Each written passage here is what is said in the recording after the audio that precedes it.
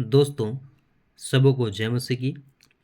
दूसरा यूहन्ना का पुस्तक 1:9 में कहता है, जो कोई मसीह की शिक्षा से आगे बढ़ जाता है और उसमें बना नहीं रहता, उसके पास परमेश्वर नहीं। जो कोई उसकी शिक्षा में स्थिर रहता है, उसके पास पिता भी है और पुत्र भी है।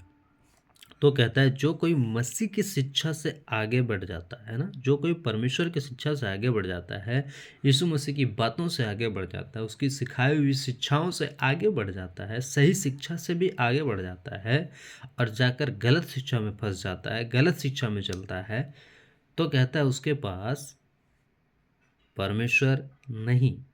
यानी उसके पास परमेश्वर नहीं है जो गलत शिक्षा में चल रहा है, जो मसीह की शिक्षा से आगे बढ़ गया है ना। जो कोई उसकी शिक्षा में स्थिर रहता है, यानी कि जो कोई उसकी शिक्षा में स्थिर रहता है, यानी परमेश्वर की शिक्षा में स्थिर रहता है, मसीह की शिक्षा में स्थिर रहता है, उसके पास पिता भी है और पुत्र भी है ना। तो मसीह की शिक्षा यहाँ पे इम्पोर्टेंट है और उसमें स्थिर रहना इम्पोर्टेंट है ना। तो सही शिक्षा, खरी शिक्षा में आप स्थिर रहें और ये चीज़ ज़रूरी है, बहुत महत्वपूर्ण है, क्योंकि उसी के पास, जो यहाँ पे स्पष्ट कहता है, उसकी शिक्षा में स्थिर रहता है, उसके पास पिता भी है और पुत्र भी है ना। तो उसकी शिक्षा में जो स्थिर रहता है, उसके पास परमेश्वर भी है और पुत्र भी है।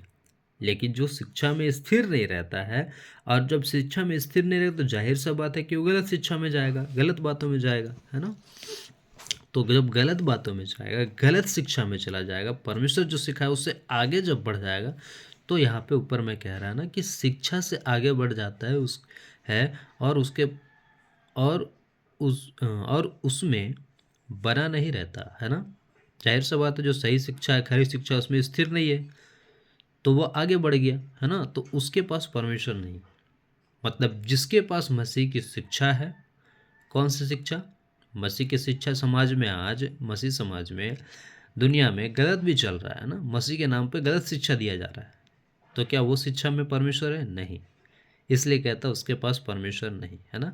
तो जो लोग मसीह की सही शिक्षा में है, खरी शिक्षा में है, सही बातों में है, उसके पास परमेश्वर भी है और पुत्र भी है। लेकिन जो लोग मसीह की सही शिक्षा में नहीं है ना, उसके पास परमेश्वर भी नहीं।